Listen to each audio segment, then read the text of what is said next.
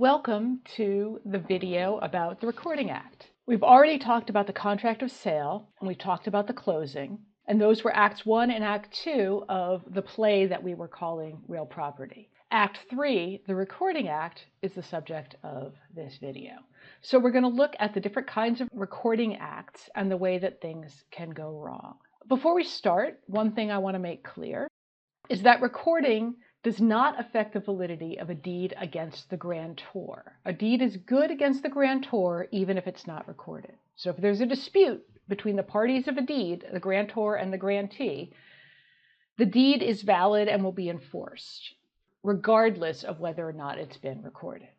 Where recording comes into play is in solidifying a claim against the rest of the world. The point of recording is to stake a claim by providing notice to the world that whoever holds the deed claims the property. And just about any interest in land can be recorded. You can record a deed, right? That's what we see most of the time. You can record a mortgage. We saw a case about that for today, and we'll talk about what mortgages are next class. You can record a lien, you can record an easement, etc. Again, the point of recording is to stake a claim by providing notice to the world. It also provides a safe harbor for a subsequent purchaser who has done their due diligence and looked through the chain of title in the Recording Act and has not found anything inconsistent with a grantor being able to transfer to them good title. So a bona fide purchaser for value, you may remember that character from your contracts class, making a cameo here in property, but the bona fide purchaser for value takes against a prior unrecorded deed, even though that unrecorded deed would be good and enforceable against the grantor themselves. So let's start by looking at the McCoy versus Love. What was the problem with the deed that Ms. Elliott conveyed? The problem was that it didn't reflect the deal she agreed to. Right? The deed conveyed property that she did not intend to include in the deal. And the buyer knew this. This was not a situation where there was a mistake of fact, where both parties misunderstood the language of the deed. This was a case where the buyer presented Miss Elliott with a deed that the buyer knew did not describe what they had agreed to verbally. Miss Elliott could not read, was illiterate, and the buyer knew that as well. Miss Elliott had her daughter, who was not particularly facile with written language, but could read, look over the deed, and told her it was okay. So Miss Elliott signed the deed, and the buyer conveyed the property to a third party before Ms. Elliott realized that the deed was not the deal she had agreed to. The buyer then purported to reconvey back to Ms. Elliott the property that had been included in the deed that was not part of their verbal deal, but of course, the buyer had already sold that to a third party, to Love. So that's the problem that we're dealing with. We need to untangle who owns what under those circumstances. We have a seller signing a deed that does not reflect their verbal agreement, and a buyer who knows that. The seller realizes and demands that the extra property included in the deed be reconveyed to her, but in the interim period, the buyer has conveyed to a third party. So question number one is this deed void? Is the deed Miss Elliott signed void? Void ab initio. If so, the third party can't possibly have any claim. The court here says no. This deed was not void ab initio. So why not? In order for a deed to be void ab initio, there has to be forgery or impersonation, or the person who signed the deed has to be legally incompetent. Here, none of those were true. Miss Elliott actually signed the deed. Nobody forged her signature. Nobody impersonated her. And though she was illiterate, that did not make her incompetent to alienate her property. Just because somebody can't read doesn't mean that they are not competent in the world to buy and sell and engage in all kinds of transactions. So this deed was not void ab initio. It was, however, voidable because of the misrepresentation. This deal was not the deal Elliott agreed to, but the court says rather than having it be void for which the criteria were not met, this deed was voidable by Ms. Elliott in light of the fact that it did not represent her deal. The key difference between a void deed and a voidable deed is that a voidable deed can convey good title to a third party. A third party bona fide purchaser for value who purchases land under a voidable deed can get good title. So the court here has to decide between the third party and Ms. Elliott whose interests should be protected. And the court says that Ms. Elliott had the responsibility to make sure of what she was signing. If we look at who is the least cost avoider, who is most likely to be able to prevent there being the problem of a voidable deed that gets sold to a third party, it's the person who is the original grantor who signs the deed. Had that person, in this case Ms. Elliott, done her due diligence, we wouldn't be in this situation. None of that changes the fact that the buyer was a bad actor and that the buyer, if they can be found and if they are not judgment proof, will be liable to Ms. Elliott. Of course, that doesn't get her back her property, but it is some remedy that is available to her. Lesson is make sure you know what you're signing. Make sure, especially if you have elderly relatives or parents, make sure that they don't get manipulated into signing away property. This happens actually quite a bit. It's a big problem, especially with older landholders or with people who are not super facile in written English.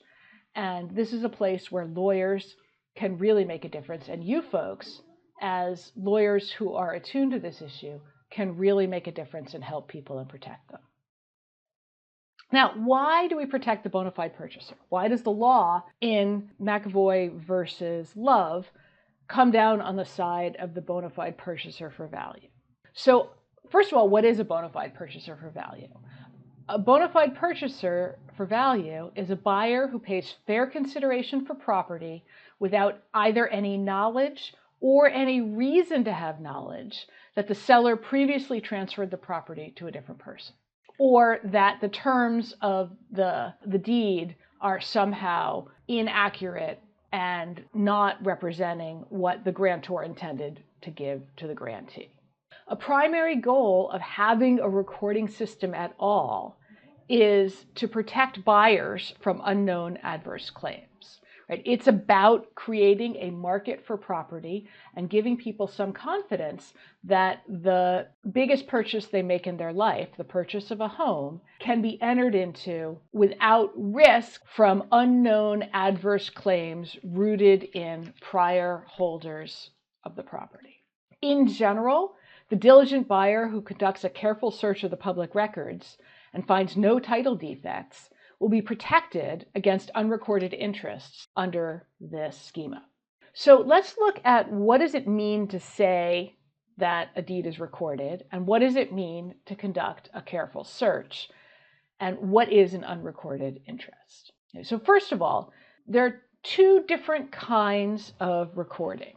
New York uses tract index recording, where the deeds are recorded by the property rather than by the names of the people who are buying and selling property. Many places, though, use grantor-grantee indexes. There's two. There's a grantor index and a grantee index. The grantor lists every person who sells property, and it's alphabetical, and it will include a copy of whatever deeds they have conveyed under their name. And then the grantee index includes every person who purchased or received property, and will include every deed that they have received under their name. So let's say you're engaged in a transaction and you want to purchase a co-op apartment here in New York City, or you want to purchase a house, or whatever it is you want to purchase. You know who your seller is. So you go to the grantee index and you look up your seller. You want to make sure that there's a recorded deed and that there are no recorded encumbrances that you don't know about. The deed in the grantee index will be the deed that your seller received. So it will have the name of the person who sold it to them. Right? Now you know not only the person who wants to sell it to you, but the person that your seller purchased it from. You can look up that person in the grantee index and see who they got the property from. Make sure there's a recorded deed there. Make sure there are no encumbrances that you don't know about, and so forth backwards, right? You can go back in time from deed to deed to deed. Once you've gone back however far you want to go, many people go back 70 years. Some places it's 40 years. The original idea was you were supposed to go back to when the property came from the government to its first holder. And the idea is that at some point you get to the point where, and this is a quote, "the memory of man runneth not to the contrary." Most places, they've settled somewhere between 40 and 70 years as the cutoff for which the memory of man runneth not to the contrary. Once you've gone back that far in the grantee index, you then shift over to the grantor index. And you take whatever the oldest deed you found is. You take the seller that was listed in that deed, and you go to the grantor index and you look them up. Make sure that they conveyed the property only to the person whose name you have from the grantee index and that they didn't convey it to somebody else as well. And you want to make sure that they did not create any encumbrances on the property that were not captured in the deed you found in the grantee index. And you're going to do that moving forward through time until you get to the person who sold the property to the person who's going to sell it to you. And you make sure that all along that chain, both backward in time through the grantee index and then forward in time in the grantor index, there are no surprises. Okay, so that's how the grantor-grantee index works. The tract index, which is what we have in New York City, is simpler because you just look up the property. And I will make another video for you about how to use the New York City tract index, because that is your assignment to research a property. We saw this problem in the last video. A owns a property and sells it to B with a deed retaining 2/3 of the mineral rights. So A has conveyed the entire surface of Blackacre to B and 1/3 of the mineral rights, keeping 1/3 for herself. B conveys to C via general warranty deed with no exceptions. And D, right, wants to buy the mineral rights. D does the title search I just described to you. D starts with C, knows C is my seller, so I know their name. I can go to the grantee index, look up C as a grantee, and that will tell me who their grantor was. And then I can see what deed they have. And oh, look, the deed matches what C is telling me that they own. So that's good. If D had just stopped there, the transaction would have gone through and D would have ultimately probably been in trouble. But D was diligent. And what D did was say, okay, I have found the deed from B to C. Right? I knew C because C was my seller, and I looked up C and I found this deed recorded. Now I know B's name. So I'm going to look up the deed that's recorded to B, and I'll find out who granted it and what the terms were of that grant. When D does that, D discovers that A did not convey a general warranty deed, did not convey all of the mineral rights to B, which means that B did not have those rights to convey to C. This is the chain of title. This is how you do it. This is, we left in the last video unproblematized how D discovered this. This is how D discovered that C did not, in fact, have all of the mineral rights to convey. And again, I just want to remind you, had C been a diligent buyer and done just what I described, C knew B was their seller. So C could easily have gone to the grantee index and found this deed from A and known that B could not sell all of the mineral rights to them. But C didn't do that, and that was unfortunate for them.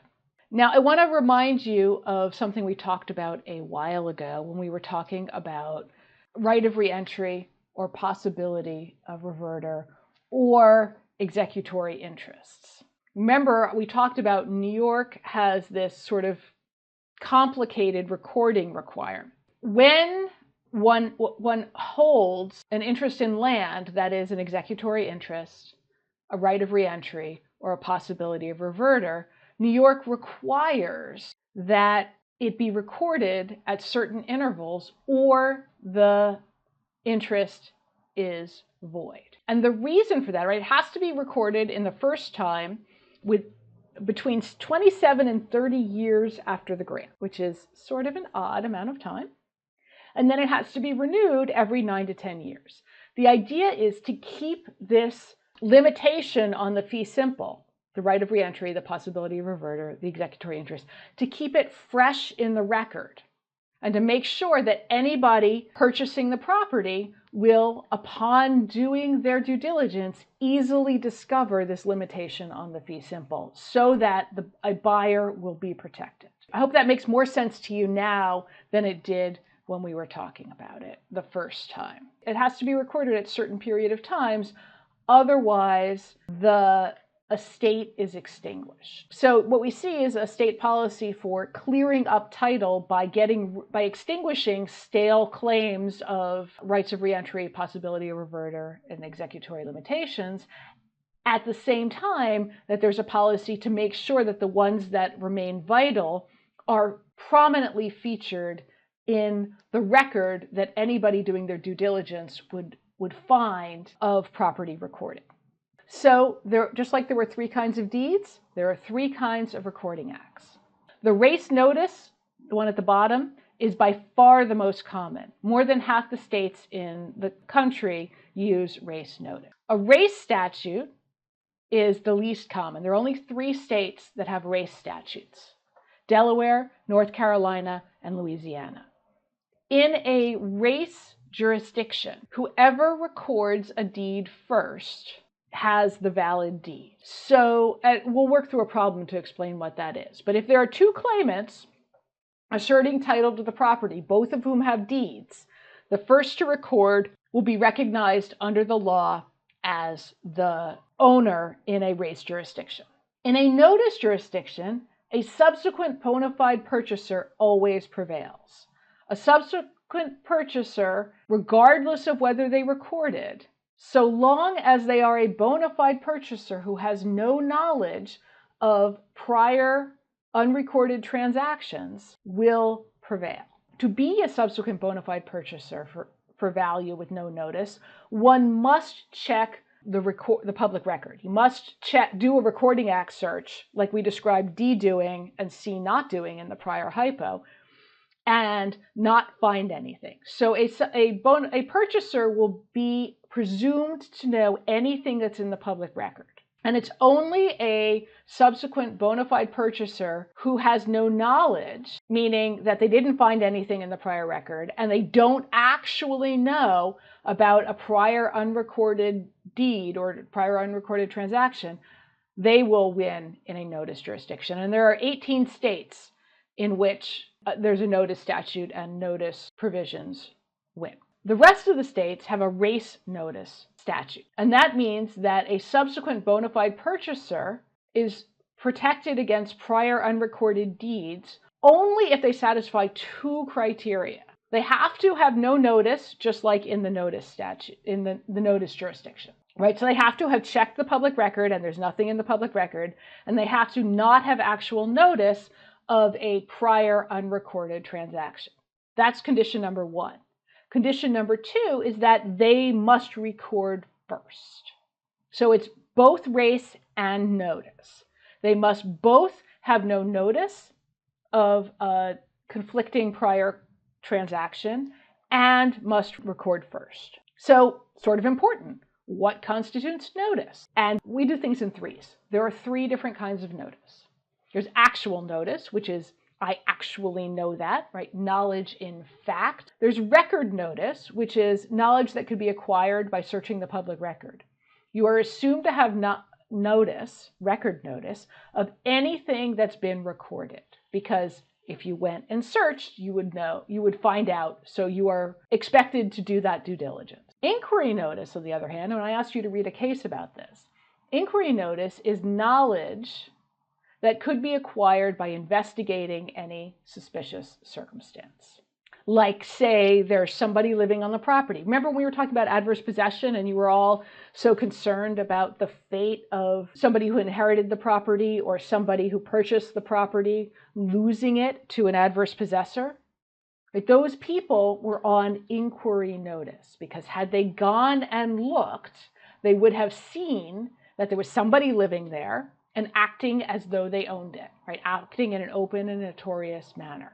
That put them on inquiry notice that they should be investigating whether or not the person who was selling them the property actually owned it and was able to sell it. So let's look at New York's law. Right? Here you can see that New York is a race notice jurisdiction. A conveyance of real property may be recorded in the office of the clerk of the county where such real property is situated. Right? It's not mandatory. You don't have to. It may be. But every such conveyance not so recorded is void against a subsequent purchaser who purchases the same property or any portion thereof in good faith and for valuable consideration. So this only applies to a purchaser. It doesn't apply to a donee, somebody who receives the land as an inheritance or as a gift. A subsequent purchaser in good faith and for valuable consideration, good faith meaning they don't know about a prior conveyance, and whose conveyance or contract is recorded first. So New York requires both parts of it because New York is a race notice jurisdiction. So let's look at how this works in reality and how different the result is in places with different rules. So here we have Omar, who sells a piece of land to Alice for $100,000. And then turns around and sells exactly the same piece of land to Bria for another $100,000. So the question is, between these two people who both paid $100,000 for the property, who has the better claim in a race jurisdiction, in a notice jurisdiction, or in a race notice jurisdiction?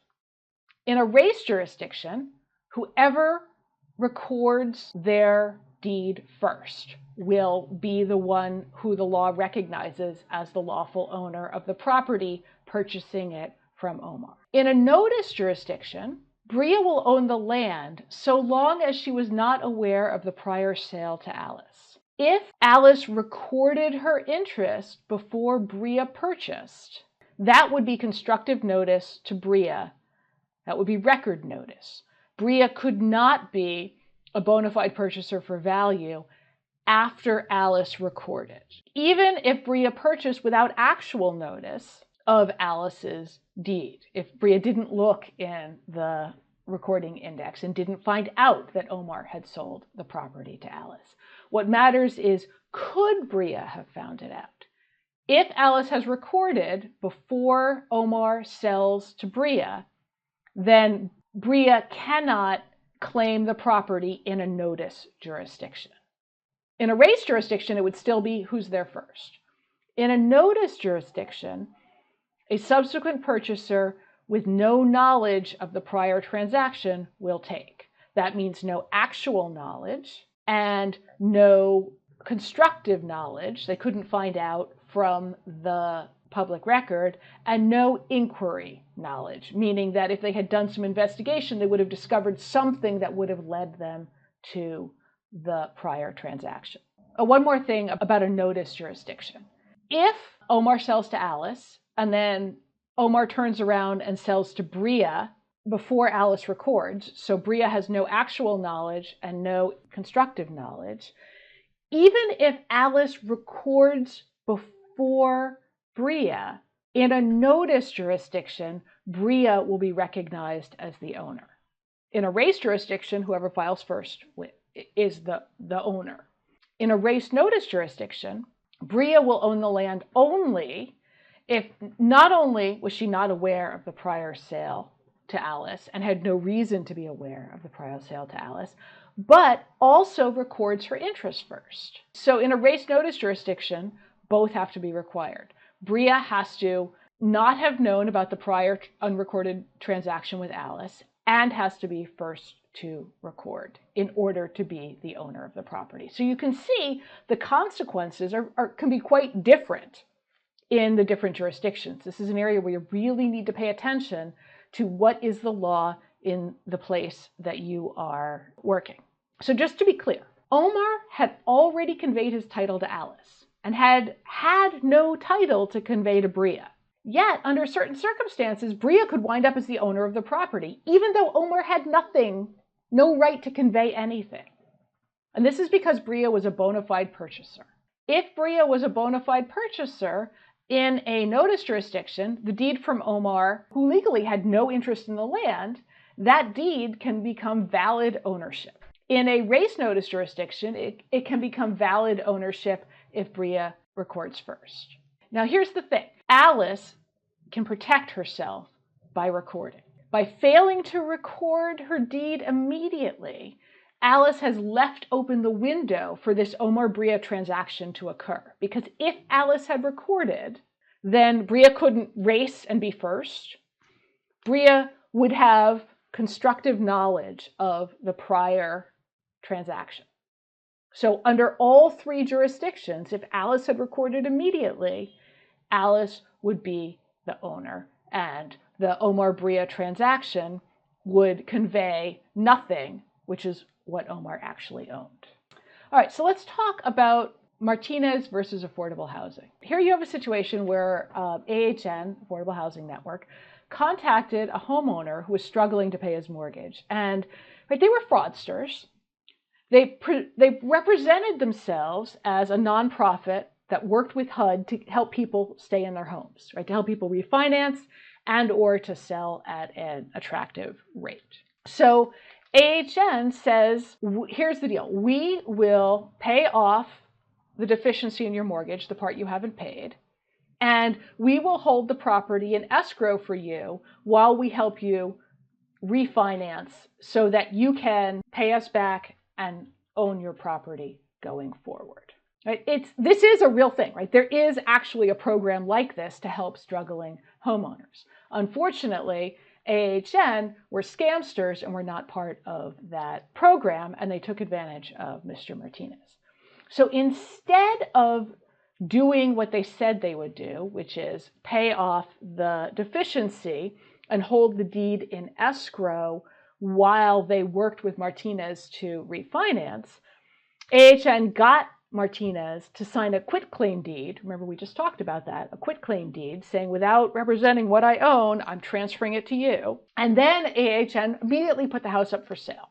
Martinez, meanwhile, sort of clued in that this was a scam and tried to refinance elsewhere and pay back the very nominal amount of money that AHN had paid in the deficiency, right? This was a home that was worth $100,000. The deficiency was $9,000. So it was a couple months of interest payments, but it was, very little in comparison to how much the house was worth. And instead of doing any of the things they promised they were going to do, once AHN got that quitclaim deed, they recorded it and then sold it again by quitclaim deed to a buyer for $25,000. They didn't pay off the Martinez mortgage, and they didn't even let Martinez know. And AHN kept the entire proceeds, $25,000, that they had sold the property to by quitclaim deed to the buyer. So you have Martinez here trying to void this transaction from AHN to the buyer, saying that it was fraudulent. Now, they run into the same problem that Ms. Elliott ran into, right? This deed was not void. It was actually signed by Martinez and actually given by Martinez to AHN, right? It was not, nobody forged it. Nobody impersonated Martinez. Martinez was not incompetent. So the deed was not void. He was fraudulently induced to give them the deed. They lied to him and tricked him into signing the deed. That made the deed voidable rather than void, just like in McCoy versus Love. So then the question turned to whether or not the buyer was a bona fide purchaser for value, such that they could take good title to this property against Martinez, who's saying this deed was not valid. Now, there's no question that, or at least the court says there's no question that the buyer did not have actual knowledge of AHN's fraud. Right? They didn't have actual knowledge that Martinez was saying, no, I didn't actually convey this to you, you tricked me, etc. And if they had searched the record, which they didn't do, right, they would have found that Martinez had a recorded deed with a mortgage, and that Martinez had quitclaimed the property to AHN.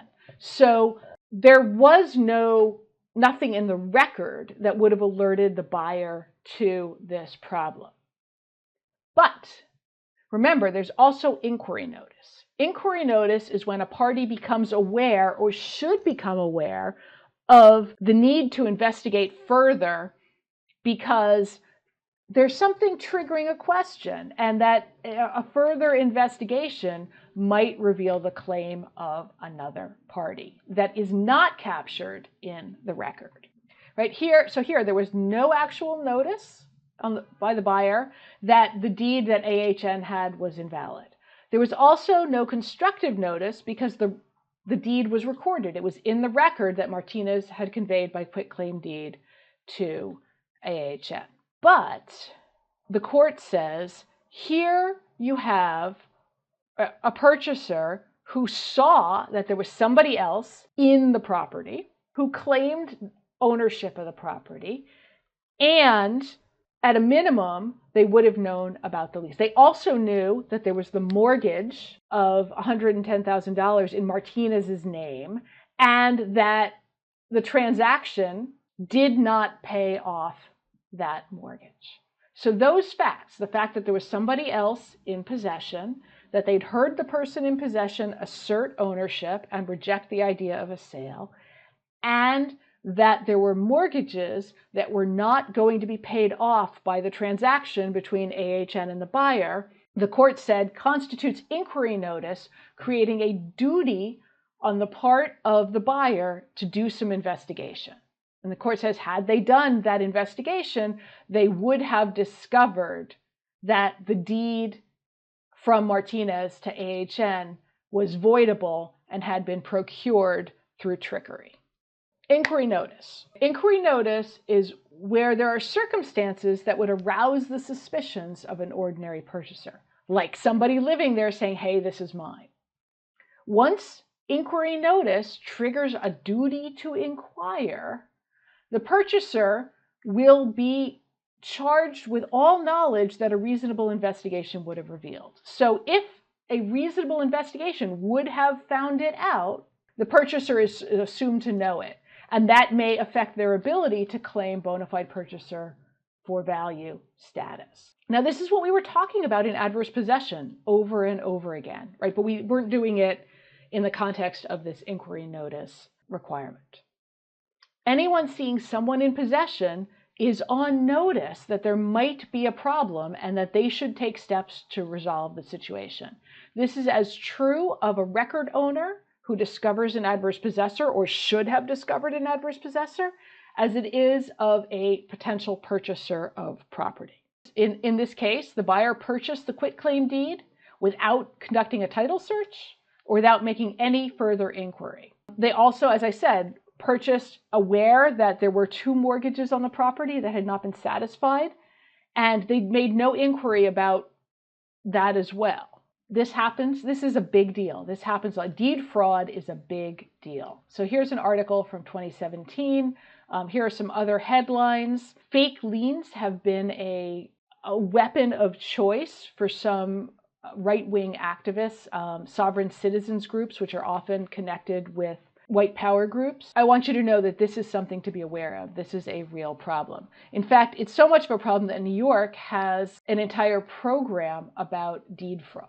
And the easiest way to protect yourself from deed fraud is to register for the notification problem they have, which will notify an owner, a record owner who's in the chain of title, anytime a document is recorded related to the property. So again, if you have elderly relatives, I highly recommend that you raise this question with them and encourage them to register for the recorded deed notification program. It's available in a whole bunch of different languages, and it can be an important protection. All right, so we talked about the Recording Act and the role that it serves, but what happens when the recorder makes a mistake, when something is recorded in the wrong place? And that was the issue in the Federal National Mortgage Association versus Levine Rodriguez. Levine Rodriguez owned the property and had a prior mortgage that was recorded but was indexed improperly. So the grantor-grantee index did not show this prior mortgage. A subsequent lender lent money to Levine Rodriguez, who of course knew that they had this prior mortgage, but the subsequent lender did not know because the mortgage was improperly recorded. So in 1983, right, Levine Rodriguez take out a mortgage, a $68,000 mortgage, and they give the bank, a mortgage on their property. The mortgage gets filed under L. The deed gets filed under R, right? One of the vagaries of a hyphenated name. Here's a pro tip. If you are dealing with such a situation, check both, just to make sure. In 1989, 6 years later, Levine Rodriguez execute another mortgage to another bank. This bank does its due diligence, looks in the index, sees the deed filed under R, doesn't see the mortgage filed under L, thinks, hey, there's no mortgage, we can lend these people money. So the question is, of these two mortgage holders, right, one is first in time and recorded, the second is later in time, but is claiming the status of bona fide purchaser for value. They're saying we didn't know and we couldn't know because it wasn't recorded properly.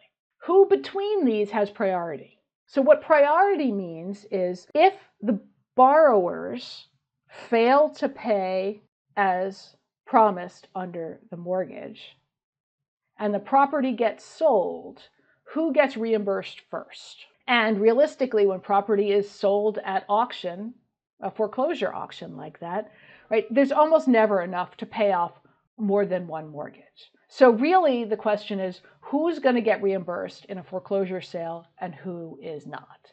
And maybe our hearts don't bleed for the bank, but this is an important question that matters not only to them, but it matters to commerce in general, because the people who have priority even over a mortgage are mechanics lien holders. So if a plumber came to fix the toilets and Levine Rodriguez didn't pay them, they could put a mechanics lien on the property that promised that they would be paid first out of any proceeds when the property is sold. So this can get very complicated very quickly as to who has priority, who gets paid first out of the proceeds of a sale. And not just a foreclosure sale, but let's say Levine Rodriguez decide they want to move to Florida and they sell their property. Which bank gets paid off first from the proceeds of the sale? If the proceeds of the sale aren't enough to pay off both banks and the plumber, who gets paid and who has to eat the loss? That's priority. Ordinarily, whoever is first to file a lien has priority. Mechanics liens take priority over mortgages because the UCC protects the small actors like that. But between these two banks, ordinarily, the first to make a mortgage and record it would be the one who had priority. But here, the second bank is saying, hey, we had no notice. So we should have priority because the Recording Act didn't do what it was supposed to do and let people know about encumbrances on the property. So really the question is, who bears the risk of a misfiled mortgage? The prior mortgage holder or the subsequent mortgage issuer? And the court here says, in this situation, they say, Bank 1, you are the ones who lose in this situation. Why? Because of the two actors, of the two mortgagees, right, the two banks giving mortgages, which one is in the better position to prevent this problem? It would not have been hard for that first bank to check and make sure that the deed and the mortgage were filed together. Had they taken that very small step, no bank in the position of the second bank could have been fooled. So just like Ms. Elliott was charged with the duty of reading the deed and making sure it reflected her deal because she was in the least cost avoider, she was in the best position to avoid there being a problem. Same thing here. the first bank bears the risk of the mortgage being misfiled because that bank knows they have a mortgage. They know they just filed it. They could check and make sure it was done properly. Whereas the second bank is relying on the recording index because the point of the recording index is notice. And it can't convey constructive notice if it's not done properly. And obviously there's a duty for the recorder to do it properly, but they screwed up. And the first bank could easily have discovered they screwed up and fixed it had they taken steps. So we're done with the Recording Act for now. Bye.